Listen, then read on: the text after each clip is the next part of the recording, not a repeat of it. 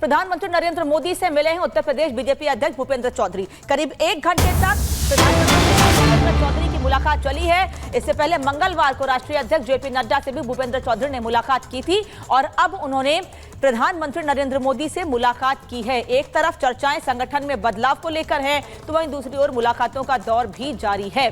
JP Nadda से मुलाकात की थी पिछले दिनों और अब उन्होंने प्रधानमंत्री नरेंद्र मोदी से मुलाकात की है, क्योंकि ये भी कहा जा रहा है कि उत्तर प्रदेश में संगठन में बदलाव होगा तो प्रदेश अध्यक्ष को भी बदला जा सकता है और इस बीच मुलाकातों का दौर लगातार जारी है।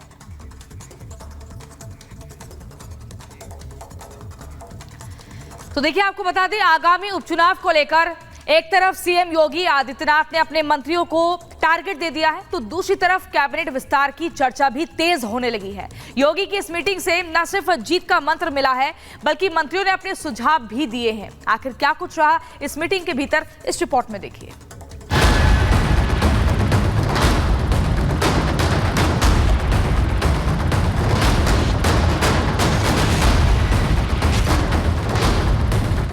यूपी की 10 सीटों पर होने वाले उपचुनाव के लिए सीएम योगी ने अपनी स्पेशल 30 की टीम तैयार कर ली है।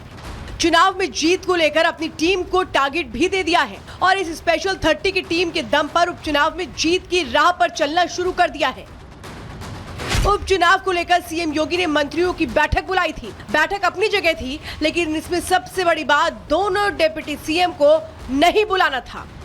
योगी की इस मीटिंग में ना तो केशव प्रसाद मौर्य को बुलाया गया, ना ही ब्रजेश पाठक को इनवाइट किया गया, जिसकी चर्चा मीडिया चैनल से लेकर सियासी गलियारों में तेज है। हालांकि योगी सरकार में मंत्री संजय निषाद ने जब उनकी राय ली गई तो उनका कुछ और ही कहना था। निश्चित रूप से चर्चा होती है, पार्टी संबंधित, विकास से संबंधित, मुद्दों से संबंधित, जनता के समस्याओं से संबंधित तो है और सामने चुनाव है उस पर चर्चा हुई है और आगे किस तरह की जो जिम्मेदारी दी गई थी वो हम लोग पूरा करेंगे और हम लोग जो जिस तरीके से हम लोगों ने आजमगढ़ जीता था, रामपुर जीता था, उसी तरीके भी जीतेंगे।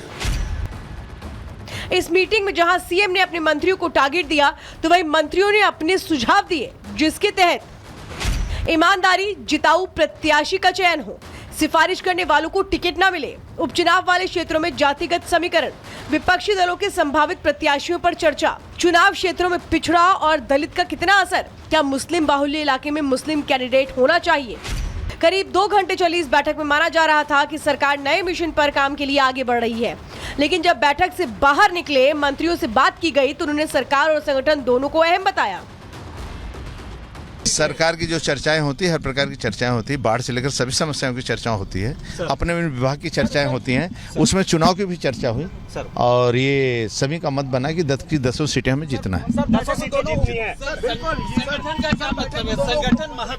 संगठन सरकार दोनों महत्वपूर्ण। तो वहीं योगी कैबिनेट में बदलाव के भी संकेत मिल रहे हैं। खबरों के मुताबिक करीब 18 नए चेहरे योगी मंत्रिमंडल में दिखाई दे सकते हैं। केंद्र से इस बारे में भी चर्चा हो गई है, बस इंतजार केंद्र की सहमति का है और फिर कवायद शुरू हो जाएगी। कुल मिलाकर योगी अब मिशन मोड पर है, न केवल सरकार बल्कि उपचुनाव को लेकर भी। वैसे भी हाईकमान से योगी को हरी झंडी मिल चुकी है और टारगेट भी फिक्स हो गया है। पहले उपचुनाव और अब आगे 2027 की दारोमदार तय है। Bureau report, Republic Bharat. तो देखिए, टारगेट बिल्कुल तय है, लेकिन टारगेट को अचीव करने के लिए योगी आदित्यनाथ ने जो मंत्र दिया है, महामंथन में क्या कुछ तय हुआ वो चलिए अब आपको बताते हैं, जिसमें साफ तौर पे कह दिया गया कि ईमानदार, जिताऊ प्रत्याशी का चयन हो, यानी कि वो कैंडिडेट जो जिताने की गारंटी रखता हो। सिफारिश करने वालों को टिकट ना मिले, जो पैरवी के जरिए आ रहे हैं उनको बिल्कुल भी नहीं हम तवज्जो देंगे।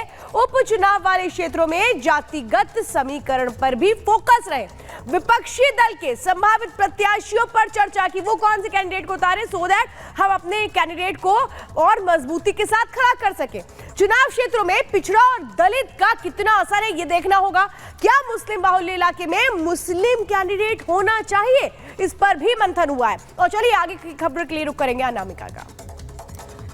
तो एक तरफ चर्चाओं का दौर जारी है, बैठकें हो रही हैं, केशव प्रसाद मौर्य का संगठन वाला राग थम नहीं रहा है। आला कमान की नसीहत के बाद भी संगठन कार्यकर्ताओं को लेकर मुखर है। तो अब लखनऊ में योगी आदित्यनाथ की बुलाई मीटिंग से केशव प्रसाद मौर्य को दूर रखा गया है। तो सवाल यह है कि क्या उत्तर प्रदेश में ऑल इज वेल नहीं है।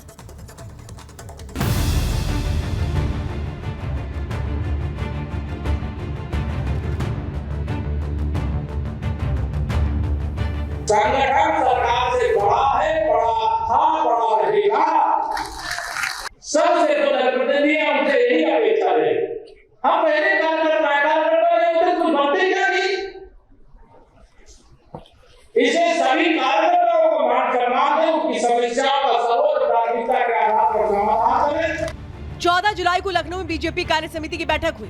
बैठक में यूपी के डिप्टी सीएम केशव प्रसाद मौर्य ने संगठन को सरकार से बड़ा बताया।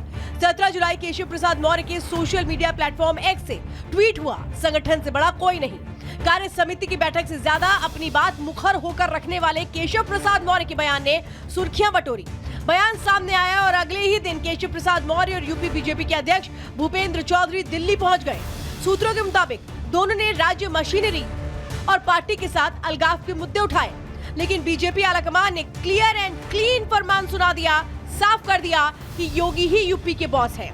आलाकमान ने नसीहत भी दी है, यूपी के नेता बेवजह बयानबाजी से बचे। सरकार और संगठन के तालमेल को लेकर जनता में गलत संदेश नहीं जाना चाहिए और सभी को मिलकर विधानसभा की 10 सीटों पर होने वाले उपचुनाव में जीत पर फोकस करना चाहिए, ताकि लोकसभा चुनाव से बिगड़े माहौल को ठीक किया जा सके। नहीं, गलत लोग कयास लगाते हैं। ये तो लोकतंत्र का नियम ही है। लोकतंत्र का नियम है कि भाई लोकतंत्र में निचले पावदान पर रहने वाला व्यक्ति सबसे ज़्यादा महत्वपूर्ण होता है, उसे कहते हैं भाग्य विधाता है, और उसको मंदिर में लाने का काम कार्यकर्ता करता है। आज जब वो कार्यकर्ता मंदिर में ला देता है लोकतंत्र के पार्टी में, तो पार्टी सत्ता में आती है, सत्ता सरकार बनाते हैं, तो कार्यकर्ता बड़ा होता है हमेशा सरकार से। ये हमेशा लोकतंत्र का ही परिभाषा रहा है। अगर बड़ा नहीं होता तो कार्यकर्ता ही तो पार्टी है, कार्यकर्ता कहीं अलग थोड़ी है, पार्टी ही कार्यकर्ता है। आलाकमान ने नसीहत दी थी कि कुछ घंटों बाद केशव प्रसाद मौर्य का पोस्ट सामने आ गया। केशव प्रसाद मौर्य का ये पोस्ट उस वक्त आया है जब यूपी में सीएम योगी आदित्यनाथ ने मंत्रियों की बैठक बुलाई, लेकिन केशव प्रसाद मौर्य की नाराजगी की खबरें कोई नई बात नहीं है। इससे पहले भी कई मौकों पर नाराजगी दिखाई देती रही है। 2017 में केशव प्रसाद मौर्य के बीजेपी प्रदेश अध्यक्ष रहते हुए पार्टी को बम्पर जीत मिली थी, लेकिन उन्हें डिप्टी सीएम के पद से संतोष करना पड़ा। 2022 के विधानसभा चुनाव में अपनी सीट हारने के बाद केशव के अनबन की अंदरूनी खबरें सामने आई थी। मौर्य के मुखर होने की खबरों के बीच अखिलेश यादव ने भी सियासी ताना बाना बुनना शुरू कर दिया है। अखिलेश यादव ने सोशल मीडिया एक्स पर पोस्ट कर चुटकी ली। उन्होंने लिखा कि बीजेपी की कुर्सी की लड़ाई की गर्मी में उत्तर प्रदेश में शासन प्रशासन ठंडे बस्ते में चला गया है। तोड़फोड़ की राजनीति का जो काम बीजेपी दूसरे दलों में करती थी, अब वही काम वो अपने दल के अंदर कर रही है। इसलिए बीजेपी अंदरूनी झगड़ों के दलदल में फंसती जा रही है। अखिलेश की राजनीति अपनी जगह है, लेकिन यूपी बीजेपी में चल रही अंदरूनी अनबन थमती नजर नहीं आ रही। आलाकमान ऑपरेशन सुलह पर जोर दे रहा है, लेकिन केशव मौर्य अपनी बात पर कायम है। यानी यूपी में योगी के विरोधियों की नजर कहीं और, निशाना कहीं और। Bureau report, Republic Bharat.